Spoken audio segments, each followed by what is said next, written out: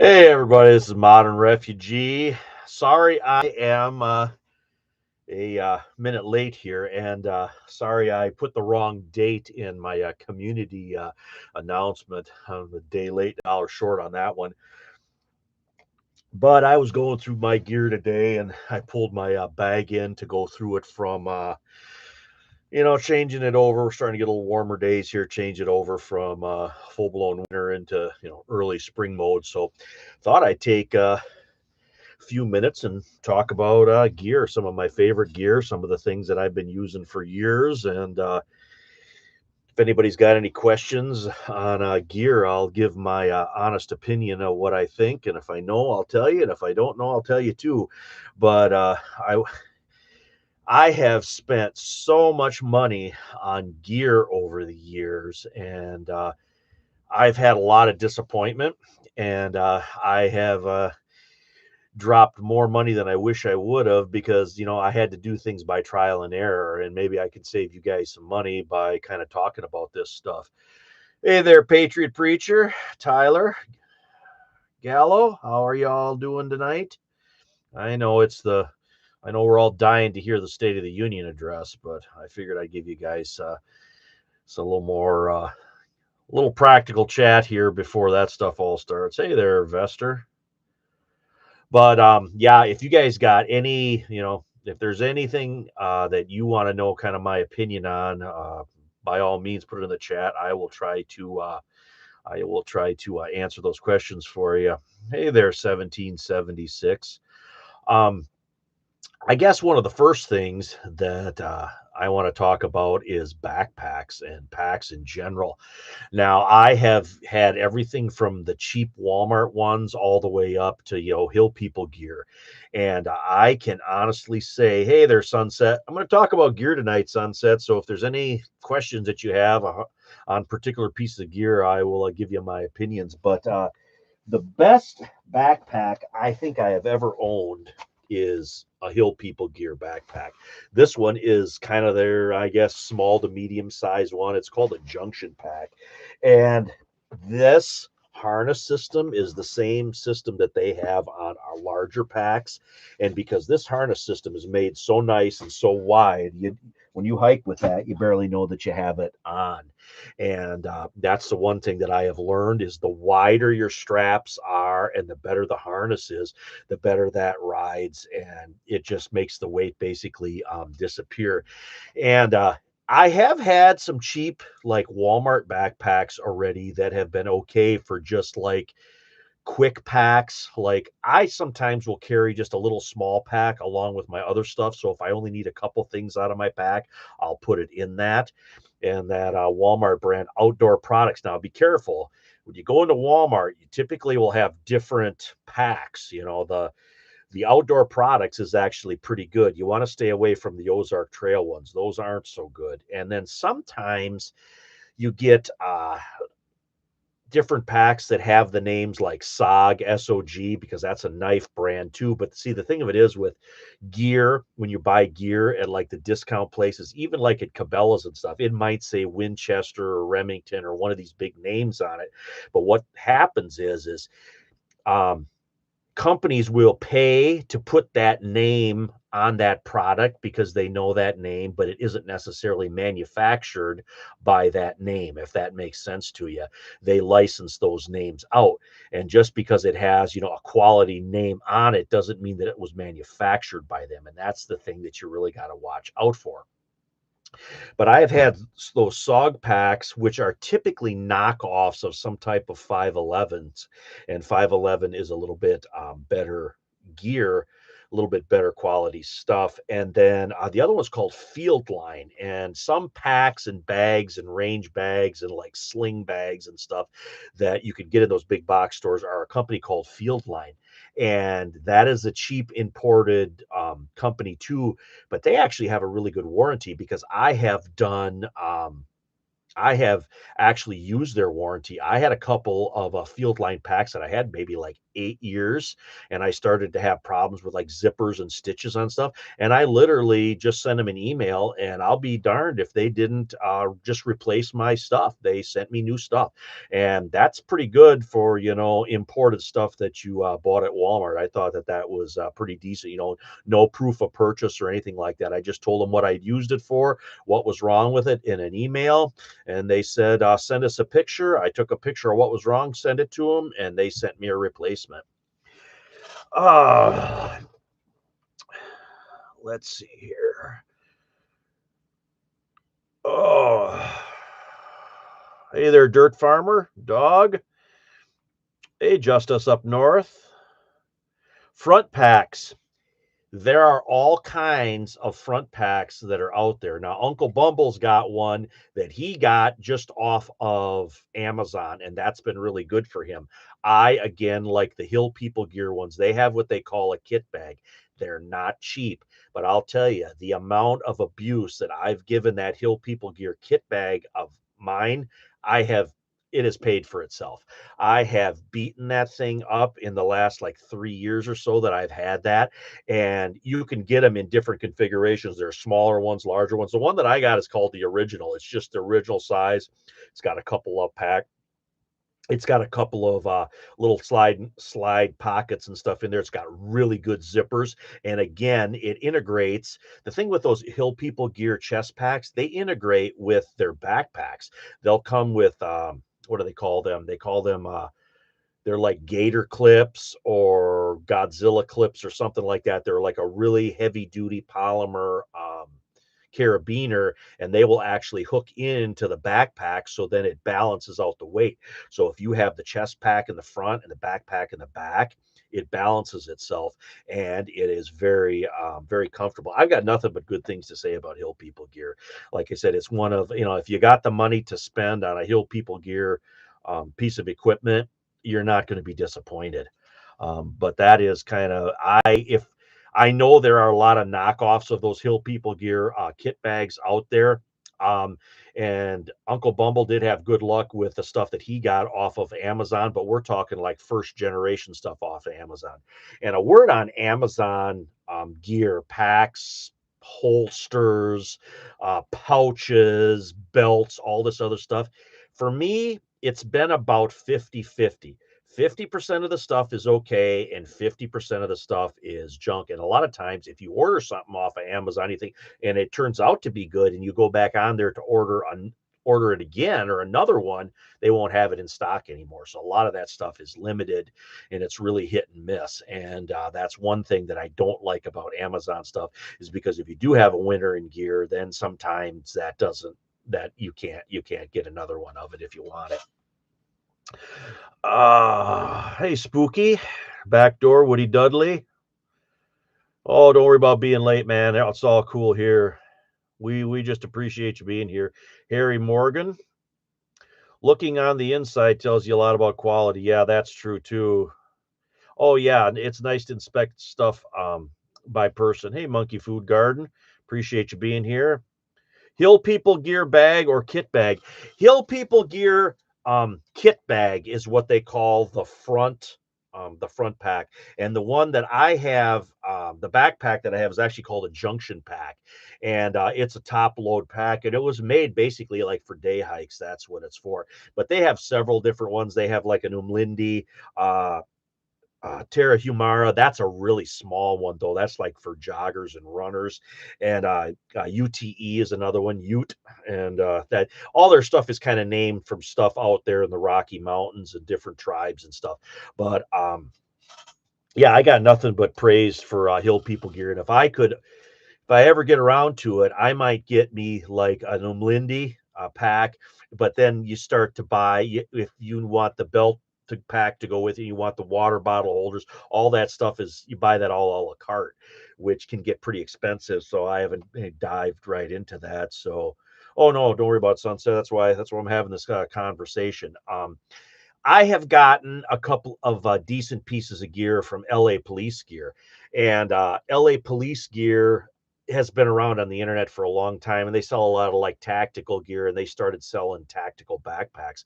Well, when my uh, pack that I had for a long time, which was one of those SOG, one of those SOG packs that was a knockoff of a 511, and that has been great. And I want to say it was like a 511, the 72-hour pack.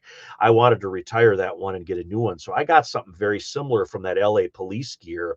And that's actually a really good pack. It's pretty good size though. It's like a, maybe a 70 liter, something like that. It's quite large and it's got the laser cut molly on it.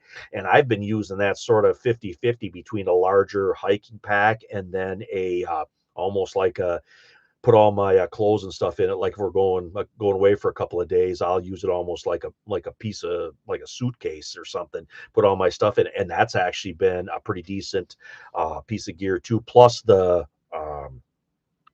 they have like little bailout bags, or I don't know really what you want to call them. They're like almost like a little range bag. I've used those for range bags, overnight bags. I've used them for medical stuff. I've used them to put my electronic stuff in, and they're usually about $20-$25. Those have been really good too, as far as that goes. And then two, uh, LA police gear, they sell knockoffs of the old BDU pants. And I actually like hiking in the nylon ripstop BDU pants with the side pockets on the legs and stuff. And those I have had really good luck with too, those knockoff BDU pants. So that is other stuff too, that I kind of got off of basically the internet. Um, Knives, folding knives. I kind of have a preference for three brands, Kershaw or Zero Tolerance, which are the same brand, but the Zero Tolerances are very expensive.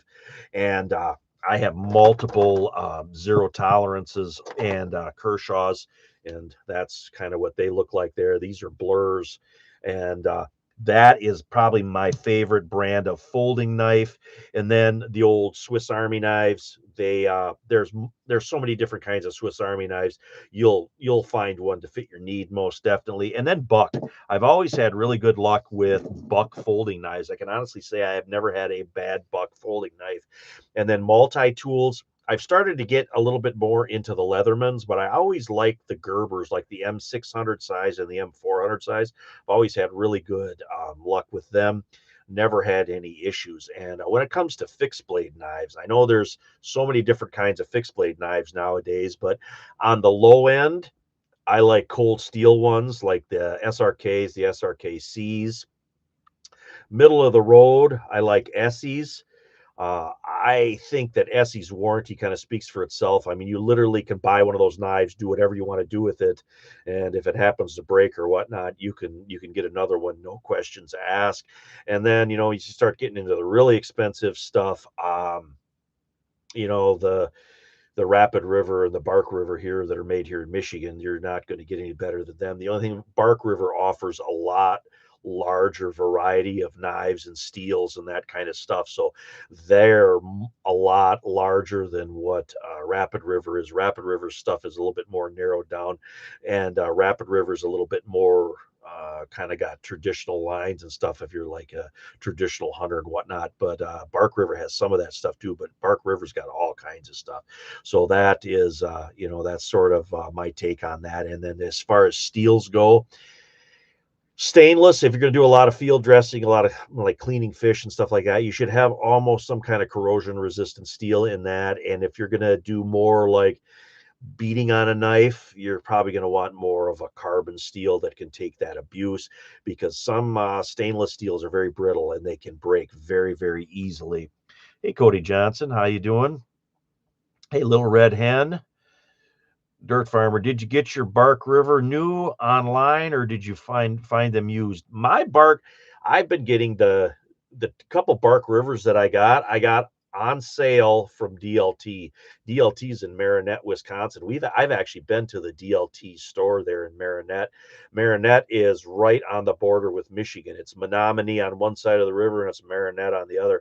And I've had really good luck with them. I've Ordered a knife, in 2 days I had it. I know it's not going very far. It's only going from Wisconsin to Michigan, but I've had really good luck from the couple things that I've ordered from DLT, and I know DLT is one of the big names in the industry. Patriot Preacher, thumbs up on M600. Yeah, I've never broke a Gerber multi-tool. Um, I don't own any Ozark Trail folding knives. I know Uncle Bumble's got a couple of them, and he's got a couple little fixed blades that had little plastic polymer sheaths with them, and they have treated him pretty good. But I've never had one of those. Uh, Monkey Food Garden recently bought some Bear and Sons knives made in the USA, great quality. See, that's how I looked at Buck. Buck was always, really reasonable for a USA made knife, but now their prices have gotten really, I mean, like a Buck Model 110, and I've got a couple 110s hanging back over there. One is the traditional with the brass and wood, and then the other one is an ultralight. I only paid $20 for the ultralight. I paid $30 for the 110. And the last time I was in a Walmart, they had Buck Model 110s, the traditional ones. They were $90. So that's how much that has gone up in the last like 7 years or so. I mean, that's a significant increase. So, that's something that's kind of crazy. My Bark River Bravo one is so nice. Glad to hear that you like them too. Oh yeah, I've actually got 3 Bark Rivers. I got one hanging back there. Actually, I think I got 2 hanging back there, and then this one's a Tundra, a mini Tundra. This is one of the ones that I bought on sale, and this one's CPM 3V, which is an excellent steel. And if all the different steels that I've used over the years, I gotta say that, and I know there's one called Magna Cut now that's supposed to be better, but that CPM 3V, I mean, I beat the heck out of uh, that Crewwear one, and that didn't even get dull. And that CPM 3V, I've been using that one just around the house here, and even for like a little cooking and stuff. And it still slices paper like the day I took it out of the box. So that's pretty good. Patriot Preacher, I broke the file on my M600 off being stupid. Ray replaced it free, no questions asked, like 15 years after the purchase. That's awesome. Lake Lizard, how you doing? Mostly late 80s and early 90 Kershaw knives seem to be a lot better quality. The ones that I got, I want to say the last Kershaw that I bought new was probably 5 or 6 years ago. So all the ones that I've got, and a couple of them I've actually sent back a couple of times because I did stupid stuff to them and then they broke. And another thing I like about Kershaws with the kind of the auto assist, the on the knife. I've called them, or not called them, emailed them and said, "Hey, I'd like to have a spare kit here. So if that auto assist goes out, can you hook me up with one of them?" And they actually sent me a couple. I got a couple of the little parts kits for those Kershaw blurs in case the auto assist doesn't really work anymore, or if I lose a couple of the torque screws that are in there, they just send them to me in packets. So that to me, that's a sign of a really good company right there. Little Red Hen, my main knife is a rainbow folding knife. My ex found it for me in a trade-in boat. I've had it now for 9 years. It's my everyday carry. That's pretty similar to Mother Refugee. Mother Refugee, we stayed at a cabin up in the UP, and I don't remember why we did it, but we moved one of the chairs that was in that cabin, and I heard something fall out of the chair, and it was a little Kershaw folding knife, and I went to give it to the owner, and there's a little old lady who was the owner. She didn't care. She goes, "I don't care. I don't want it. You keep it." So my wife's been carrying that around in her vehicle, like for the last, what is it, probably 12 years, something like that. And every once in a while she'll bring it in and I'll sharpen it and I'll give it back to her, and it's good to go. Um, Other things, getting into like tools and chainsaws and that kind of stuff. Since I started working with chainsaws, I've seen a lot of different brands of chainsaws, and I still like Steel. Steel is kind of my favorite chainsaw brand. I have seen the inside of Huskies and Echoes and Craftsman and wow, what's the other one? Poland. There's another one too, Homelight. I've seen everything, and I always think that the steels are just a little bit better engineered and easier to do things like tighten chains on them and stuff. And I've got now that's not all steel products. I'm just talking about chainsaws. There is some steel stuff that I don't care for. I got some issues with the cheaper trimmers and that kind of stuff, but they do make pretty decent hand saws as well. I have got several different steel hand saws. Got any hanging back there? I think they're all out in the wild, but I got a couple of them that are fixed blade pruning saws and a couple that are folders, and they're just as good as my Silky. I've got a couple of Silkies. I do not have a Baco though. Uncle Bumble has a Baco, and that seems to treat him fairly well. But as far as hand saws to like carrying packs and stuff, I think steel and Silkies are about equal. I like them both. I don't care for the Fiskars. I've got a Fiskars folding saw, and that's not very good at all. The same thing with Gerber. I got a couple Gerber knives that I really like, but I got a couple of those Fiskars pruning saws, and I don't care for them, and the Gerbers are the same way. So I kind of got pretty firm opinions on them. Just picked up a Maytag ringer washer. That's awesome. Old school stuff. Monkey Food Garden everyday carry is a Kershaw and a Cobra Tech out of Texas. Nice. I want to say I've heard of that Cobra Tech. Dana Green, ooh, I'm late checking out a little plot to the neighbor fixed up for me so I can plant more. Awesome. That's great.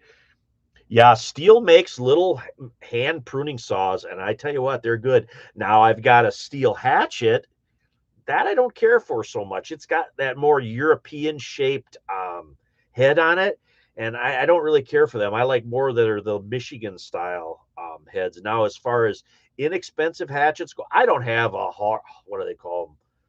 Gaines Force Bruck or the ones that are made there in Sweden. I only got US made ones. I've got a couple old Plum hatchets, and Plum was an older brand, but I like my Plum hatchets, and then I got a couple of the newer Vaughns.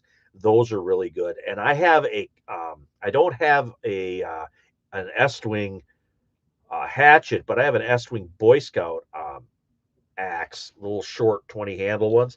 That is okay. And that Fiskars that I got here a year or so ago on clearance, that Fiskars axe, again, the axe head's okay, but the handles are always too short. For splitting wood, I like a 36-inch handle on it. I mean, I don't know where this whole short-handled axes comes from. And in fact, I've even seen some like bushcrafters and stuff like cut handles off axes so they're like even shorter. And to me, I don't like that. I like a longer axe so I can get some, to split wood, or if would have to, I probably would never cut down a tree with an axe, but if I had to, I want a longer handle on it. So that's kind of my take on that stuff too. Another thing, we had that recall there on those Generac portable generators, and I've had from the ones that we have sold, and I've had people, people bringing generators and stuff in. Usually, if somebody brings a generator into the shop and it needs work done on it, it has something to do with bad fuel. It sat with fuel in it for too long, gummed up the carburetor, that kind of stuff. It's carburation issues. Um, the thing with like those Generac generators, they're made overseas. So now if something goes and you have to get a part for something like that, that's what I don't care for. See, my generator, that's got, Briggs and Stratton engine and stuff in it. So it's easier to find parts for that. So if I was going to get a portable generator, I would want something with a domestically produced engine in, like Kohler or something like that, or something that's more common. I don't even want to say domestically produced because so much stuff is made overseas anymore, but I would want a more common name that's into that stuff. Like I said, Briggs and Stratton, it's just easier to find parts for stuff like that. And even the aftermarket stuff's easier to find aftermarket. So that's kind of when I go to look for anything like that. I want something that I know that I can get parts for down the road if if that's necessary. Patriot Preacher Corona folding saw for a good cheaper saw available at all hardware stores. I'll have to check that out. Hey there, Scout. Nice. Those kickstart engines used to run the farm back in the day. That's true. Hey, Jim Survival. I'm doing all right.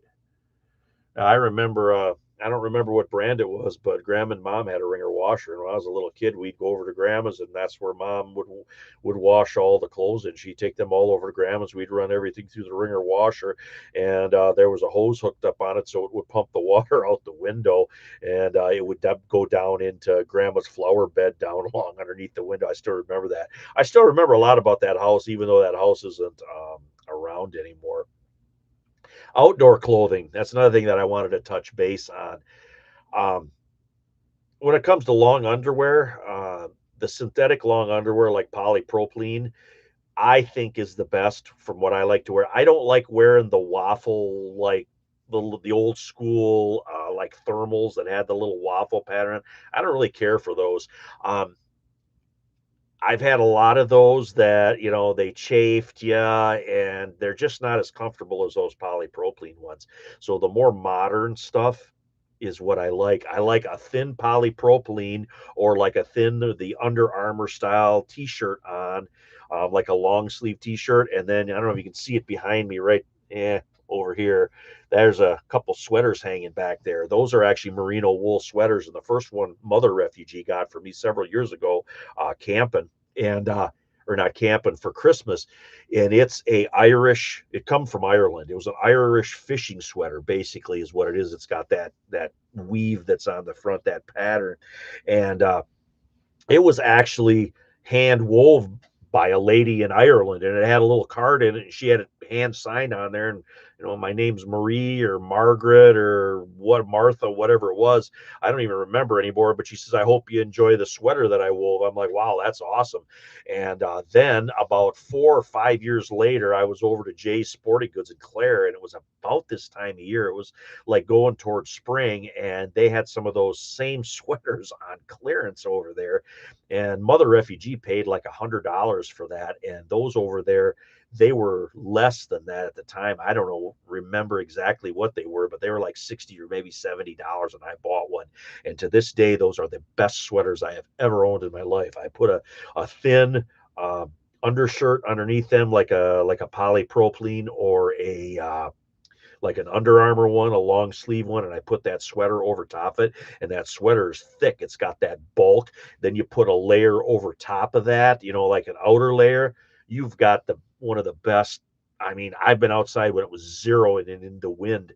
And if you got like some type of windbreaker on top of that breaks the wind, that wool, that merino wool loft that's in the center there, boy, that just catches the heat. And I love it. I got nothing but praise for it. Ah,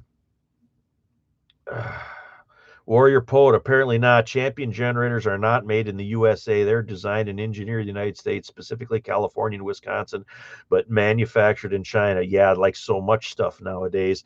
See, my generator, I got that in 2011. So, my stuff is a little bit older. And as a general rule, my best gear is all stuff that's older. And it don't matter whether it's, clothing or firearms. It's always older stuff that always seems to treat me better. Gore-Tex.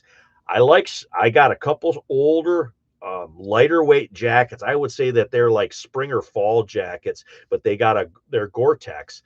And I still, to this day, I will fold them up and I will stuff them in a pack when I'm going out, hiking or going out for the day or something like that. Because of all the coats I got, save one, they are the most waterproof. Water still beads up on those things, and I've had them for years. Water just does not go through them. And then I actually have a Carhartt, a heavy duty raincoat, and that I've wore multiple times. I've even worn it for like winter camps and stuff, and that is excellent. So if you're going to spend money on outerwear, spend it on rain gear, because I'll tell you what, there is a huge difference in rain gear.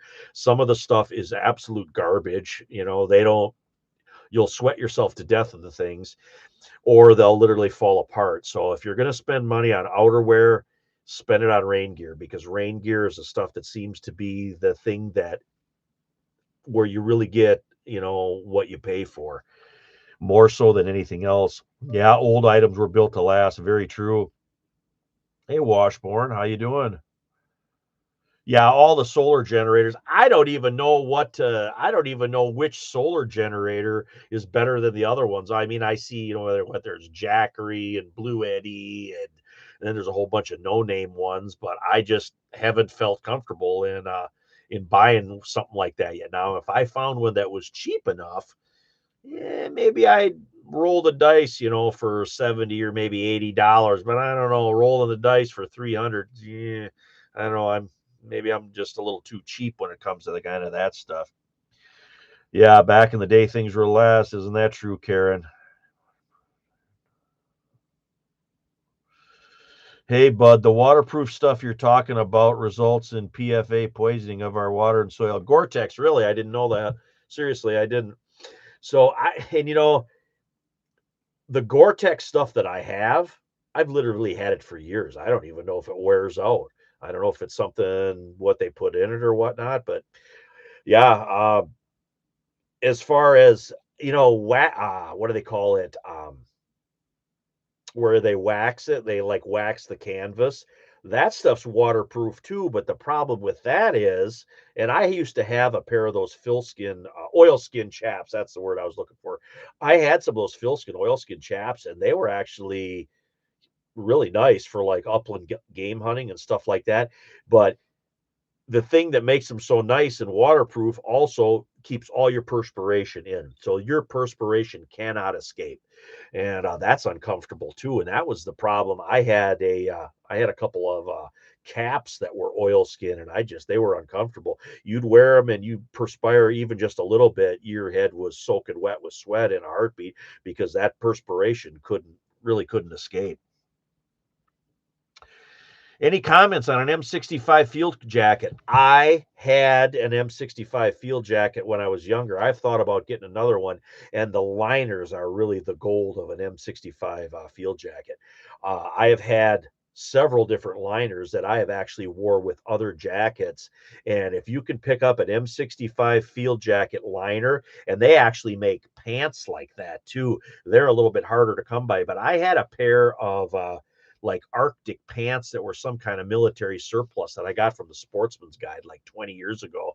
And they were the same thing. They had like that same exact loft um, pant liner in there. And that pant liner, I wore that like underneath like two sizes too large sweatpants for like warmth when I was just like sitting in a deer blind or something like that back, before tree stands and all that other stuff that we got now. And that stuff was awesome. Those, if you can pick up, and they're basically the same thing like a poncho liner. They're that same kind of build what a poncho liner is, except it's cut like a piece of clothing so that you can wear it.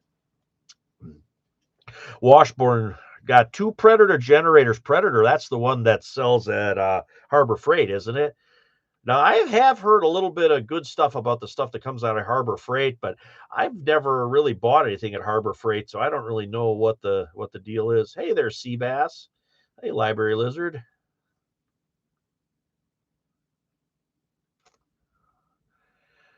Monkey Food Garden had a whole house generator tech tell me he installed a Briggs and Stratton whole house generator at his home and had a Generac, and it was a disaster. Leaked oil from day one and never fixed it. That's the problem with Generac those Generac portables that got sent back here this last week. They leak fuel from the carburetor, and that was a potential fire hazard.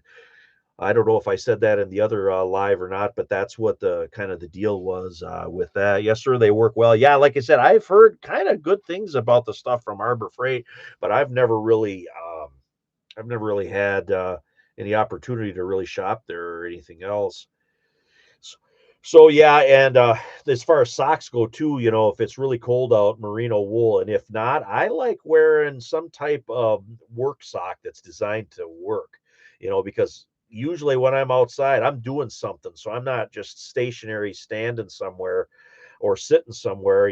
I need that kind of balance for both cushion for walking, but then also a little bit of warmth, whatnot, and then of course the wick dry. You want it to take the moisture away from you. So, um, yeah, when it comes to small stuff like flashlights and stuff, I like little. I like these little coasts. These are pretty cheap. These are like about $8 at Walmart, and they're cheap enough. I got a half a dozen of them, so if I lose one, I don't get too excited about it. But really, that's the only Coast product I like. I've got a couple of Coast headlamps, and they suck. Now I've got a couple of those Nebo ones, and they're a little bit more expensive, but I've had better luck with them here recently. And actually, the Energizer headlamps have been pretty good. I haven't had a lot of negative experiences with those, so that's something that I do like that, and I have a couple different Surefire flashlights too. And as expensive as they are, you could sometimes pick like a Surefire. What are they? GX2s? They're like the LED ones that they got now.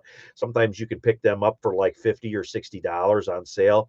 They're worth $50 because I have had a couple of Surefire flashlights. I had one in particular. I was working on something, and I was up at the top of a 6-foot step ladder, and I dropped that Surefire light down on a cement floor, and it dented.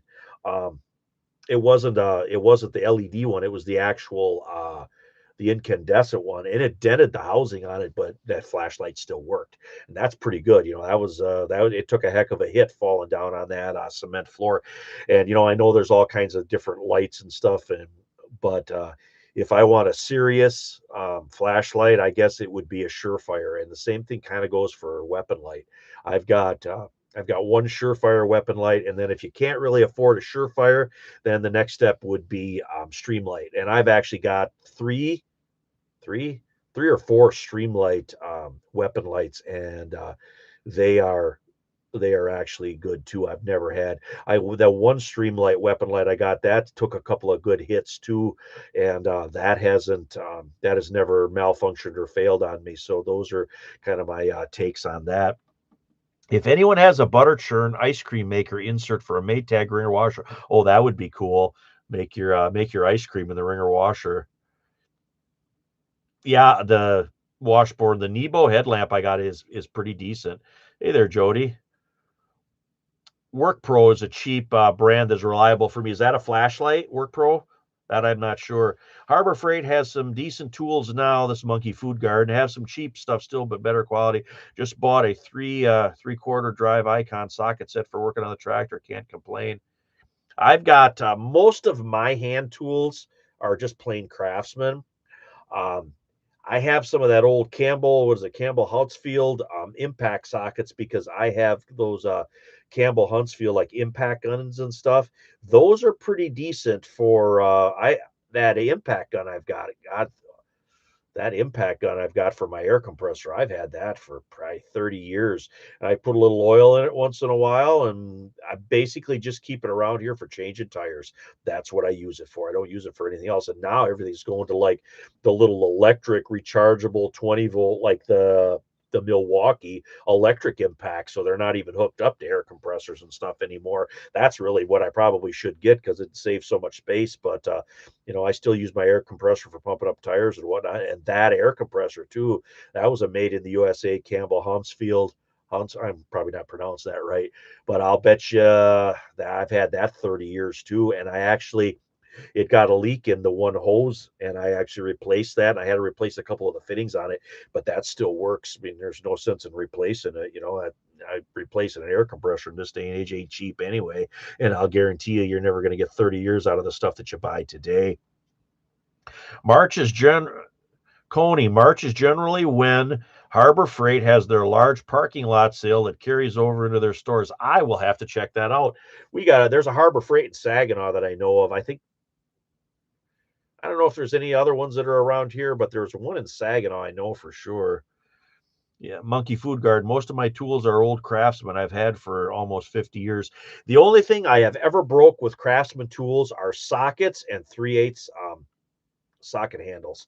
Those are the only things that I've never broke a 1/4 inch socket handle. I never broke a half, but a 3/8 I have balled up a couple of them, and I have cracked sockets like 6 and 12 point sockets. Hey, Koylin. Dirt Farmer in Bad Axe. Oh, Bad Axe has got one. That I didn't know. I'll have to check. Of course, I don't get to Bad Axe that often, but I know people that do, so I'll have to check that out. Work Pro tools and headlamps are lights from Amazon. I'll have to check that out, dog. I appreciate you sharing that with me. That's why I wanted to do this. I don't know everything. I just know kind of what I know. Uh, I know of a Harbor Freight in Bay City. Oh, Bay City's got one too. Wow, that's boy. I need to get out more.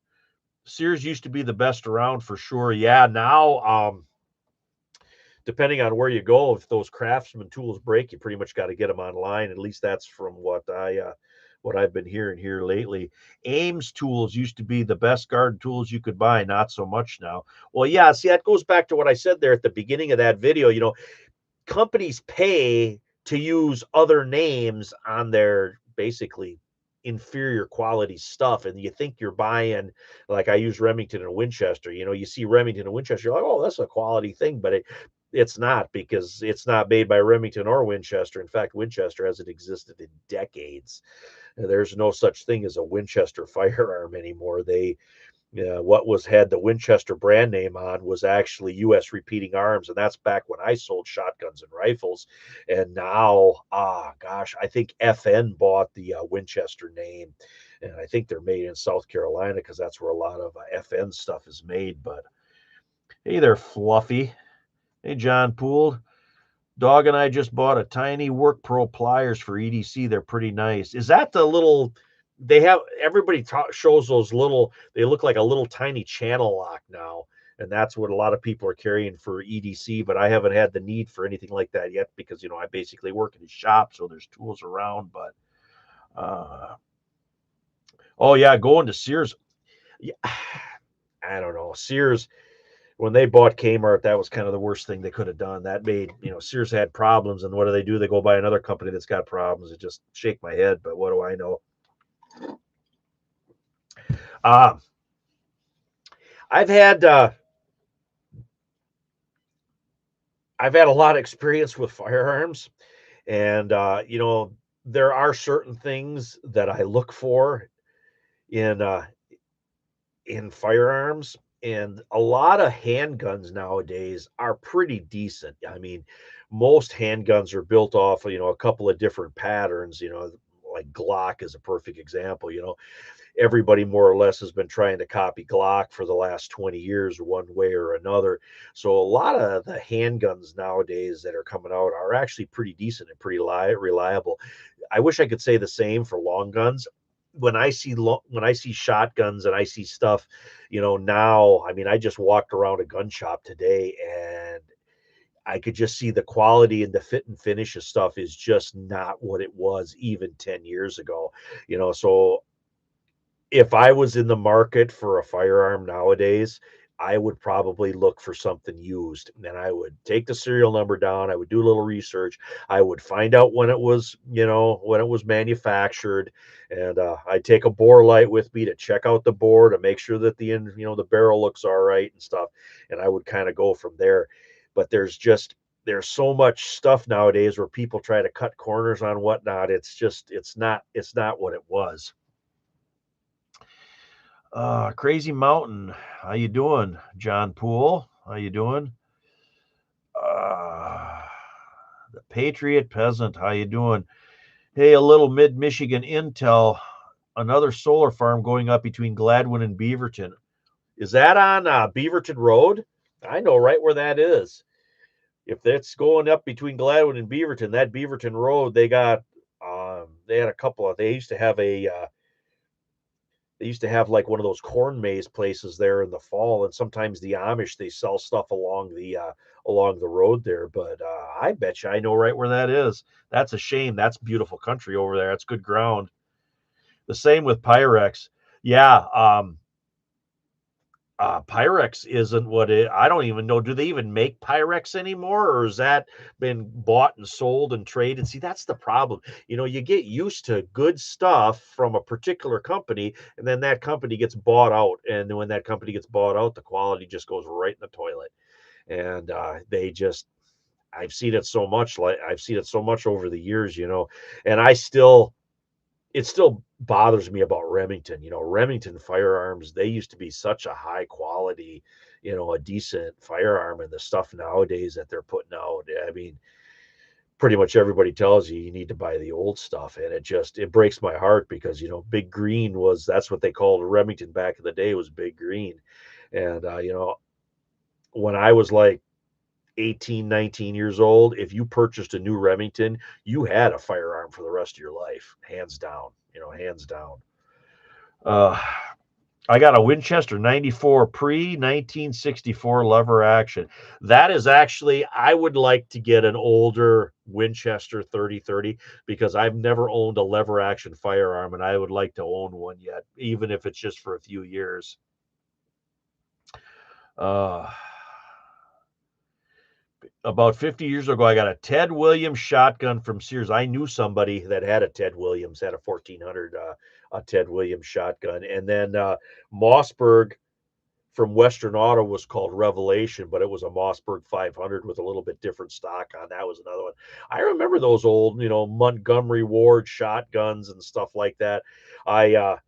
There was a Montgomery Ward shotgun. I looked at it at a gun show once because I was looking for a 20 gauge side-by-side double barrel, and I never did find one that I liked because the guy wanted too much for it. And yeah, Patriot Present, Beaverton and Burrard Road. Yeah, Beaverton Road. Yeah, I figured as much.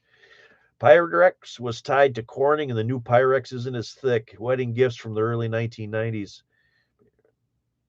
Washburn, they're also trying to put one in Hemlock. Well, Hemlock, they got that Hemlock semiconductor over there. So that's all the big wigs with their tech and stuff. Here's another piece of hats. Another one I was going to mention. The old Stormy Cromer, depends on where you're at, how you pronounce that. I've been called everything. I've been called a lot of nasty names because I pronounce it just a little bit different than everybody else. But this is one that's actually wool. This is all wool that's up there. This hat is crazy, crazy warm. And these cost a little bit more. And I've got what? I've got four Cromers. One's two of them are felt. This one's wool, and then I got one with like the earmuffs that fold down, because these are actually you could get them a lot heavier. And I don't know, these are some warm hats. I like my Stormy Cromers. And you go up in the UP, this is kind of the hat that everybody wears up there, so I always wear these when I go up to the UP. But you know what? I can sit for hours outside with one of these on my head. My head never gets cold. And I like these baseball caps. The company that makes these is called Red, White, and Blue Apparel, and these are made in the United States. I'll show you there. These are made in the United States too. And they don't have the button on the top. And the reason for that is for earmuffs. Like if you're shooting and you want to wear your ear protection, that button will push down on the top of your head. You can get actually pretty uncomfortable in an all-day range session. But these don't have that button on there, so they actually a lot comfortable. And they're not really that expensive. I mean, I bought these on sale for like $20, and I think that's pretty good for an American-made piece of clothing in this day and age. And another piece of gear that I like is these Swagman rolls.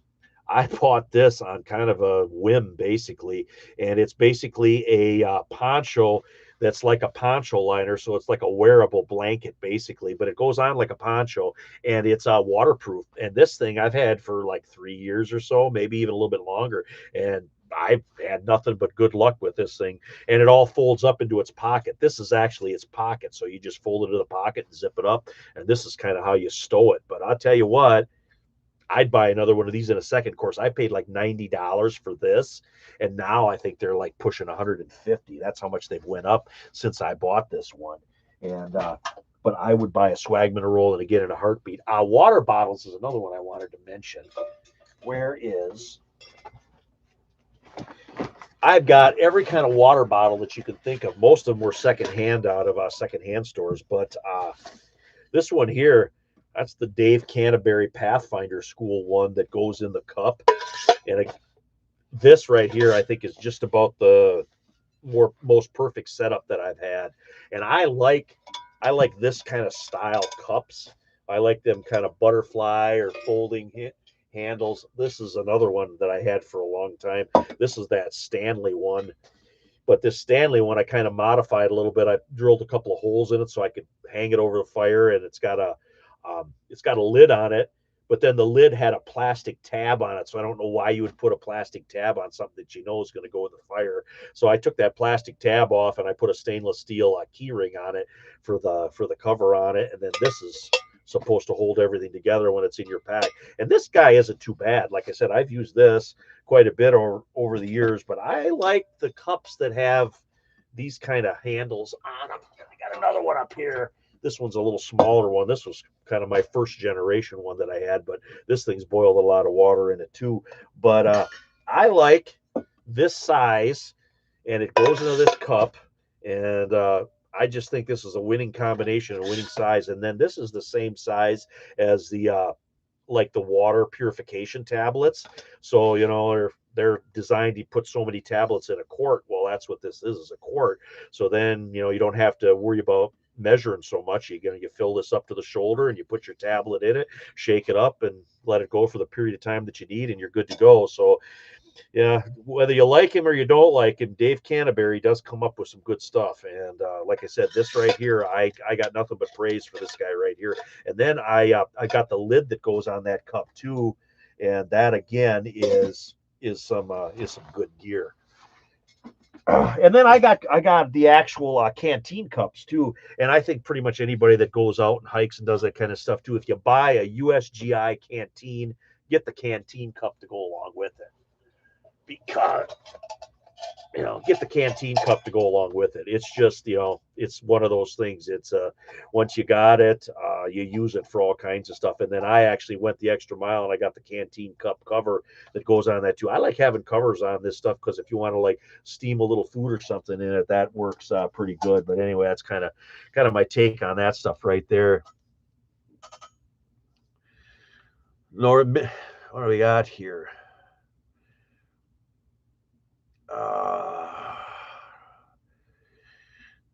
Northern 9, Michigan National Guard along 496 in Lansing had a sign posted that there will be a new solar farm there. Yeah, that sucks. That Swagman roll, yeah, like I said, it's waterproof. I don't know. It's some kind of nylon, and it's basically like a poncho liner. It's like a poncho liner, but it's got a hood, and it's got the opening, and then it's got some straps so you can kind of close up underneath your arms, and it's actually pretty darn comfortable. And there were times when I was cold wearing what I had. I pulled that Swagman roll out of my pack and put it on over top of my coat. Boy, I instantly warmed up just like that. My size Stormy, but they're out. But they have been out of stock. I'll have to check back. When my hair's cut short, I wear one size, and when my hair gets longer, I wear another size. So I actually got a couple of different sizes of them.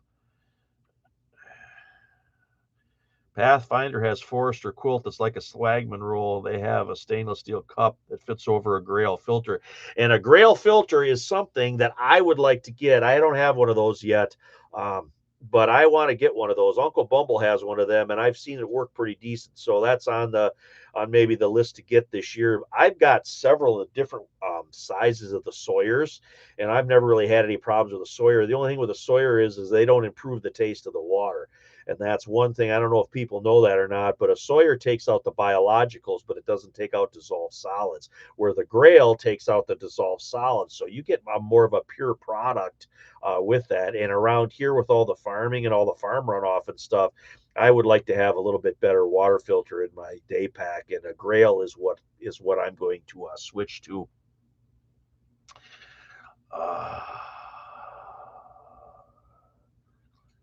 Oh, don't worry about it, Candace.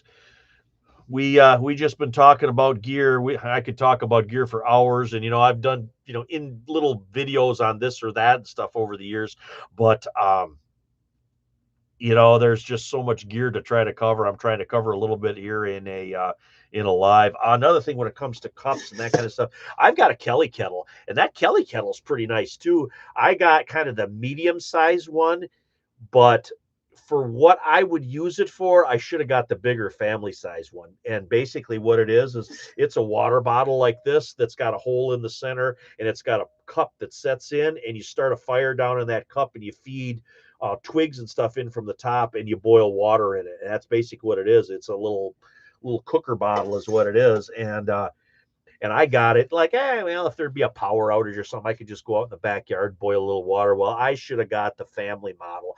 The one that I got only boils about a quart of water. And if you want to make some, ramen noodles or something for the family, you ain't got enough water to do it.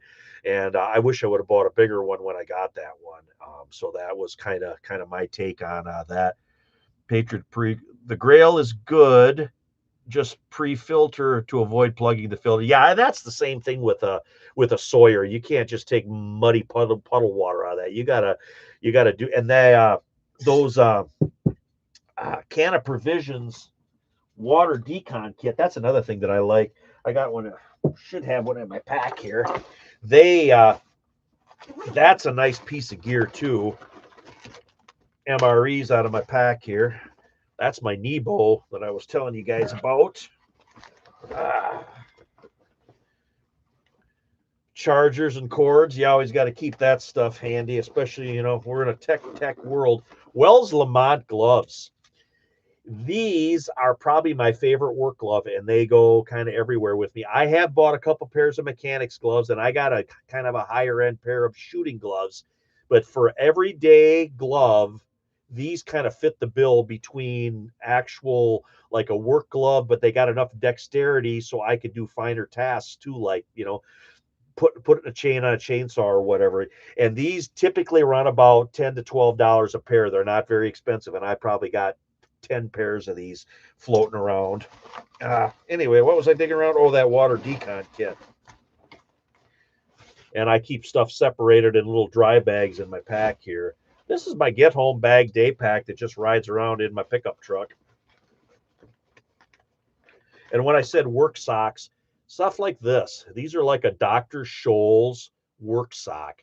And unless it's like 0 outside, these are the socks that I wear because they're the perfect balance for both work and, recreation. But yeah, Can of Provision water decon kit. But then these guys, they come with a heavy duty rubber band, and they come with those little kind of pocket towels. They look like a quarter size piece of paper, but you open that up, and then you put that over the top of your water bottle, and you put that rubber band on there. Now you can put that down in your water source, and it'll pre-filter the water going back down in here so that you could put your purification tablets in this and shake it up.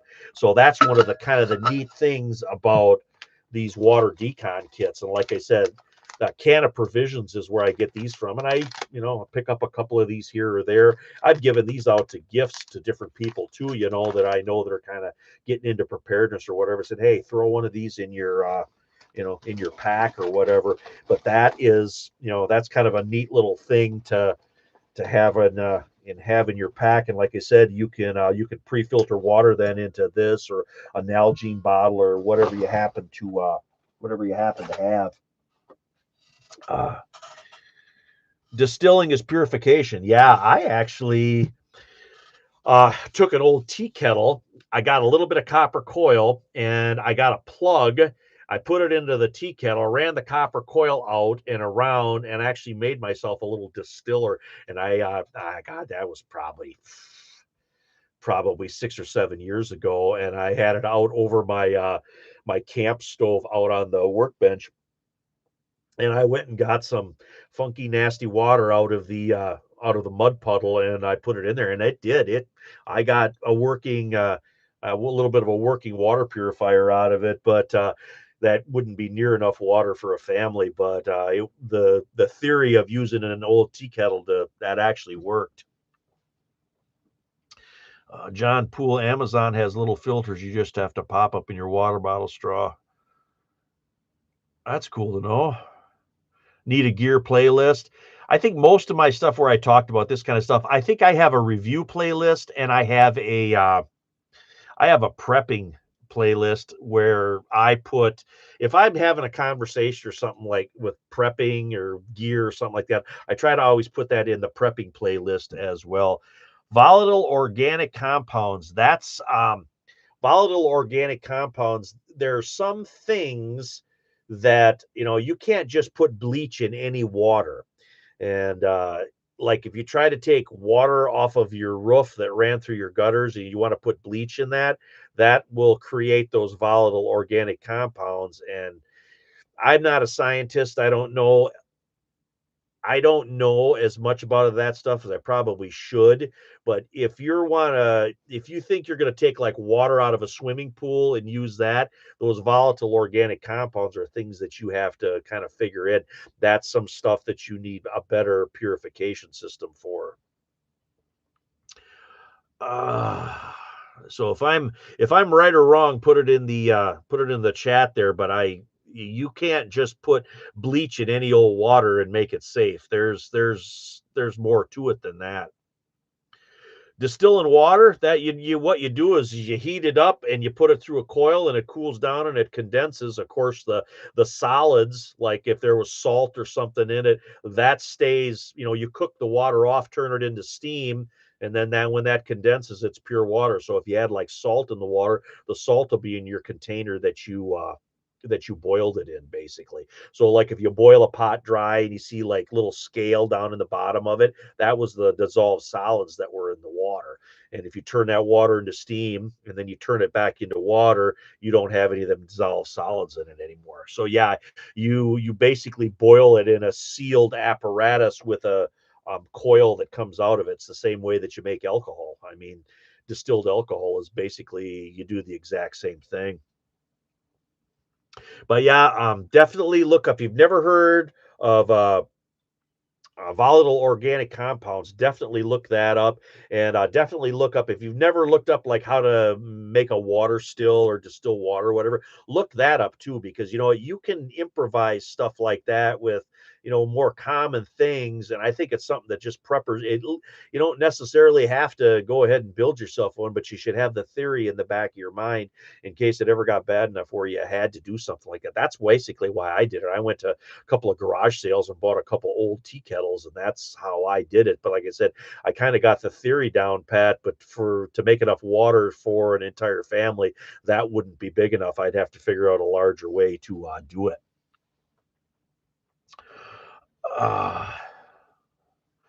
uh, Distilled water shouldn't be bad for your body because it's pure water. Like if you go to the grocery store and you buy a bottle of distilled water, like for a CPAP machine or something like that, that's basically what it is. You're just making it kind of yourself. Oh, no problem, Jody. Like I said, I was kind of going through all this crap tonight, so I thought, you know what, let's just talk about some of this stuff. Do a solar still work? Yes, those do work. I have seen a couple of people make kind of makeshift ones. And what a solar still is you will dig a hole, you will cut vegetation, you will put that down in the hole.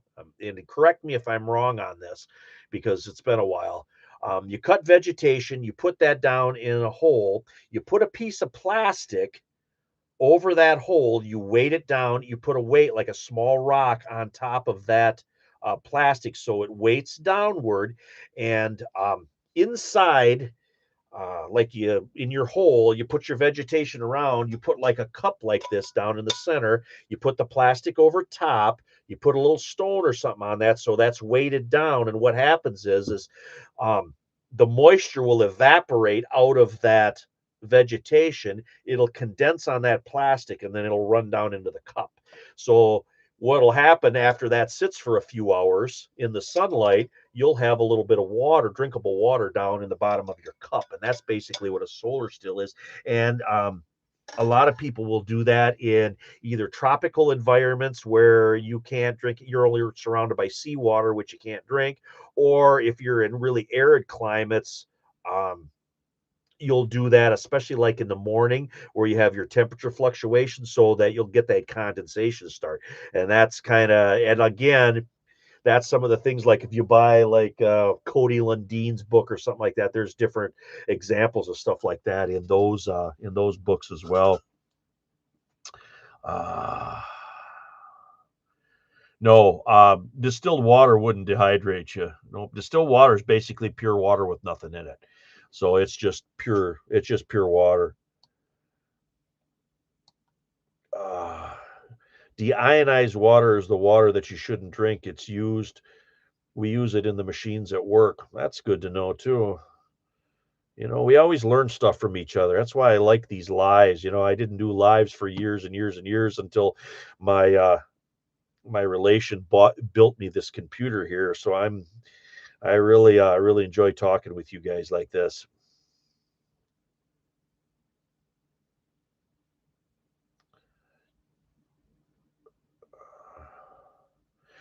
Well, guys, I've been on here an hour, and I don't want to keep you any longer than that. Like I said, I was just kind of going through this gear, and if you guys like this video, we can do another one of these gear lives at some other point in time. Just go ahead and you go ahead and put her in the comments or whatever. But if you guys would like another gear talk, because we didn't even scratch. We didn't talk about garden tools. We didn't talk about vehicles. We really didn't talk in depth about firearms. I mean, there's a lot of other stuff that we could go into, stuff like chest rigs and sleeping mats and pads, and oh yeah, I could go on for another hour like this, but like I said, I don't want to spend any more of your guys' time. But you guys all have a good night. I appreciate each and every one of you guys for stopping by here and spending some time. I appreciate you, Monkey Food Garden, for modding for me as always. You guys take care of yourselves and keep an eye out. There's a lot of stuff going on. We still haven't heard anything what's going on there with the Middle East, and there's still all that violence going on in Mexico. So you guys always keep your head on a swivel in this day and age anymore. But anyways, Modern Refugee, appreciate all you guys out there. You guys have a good one.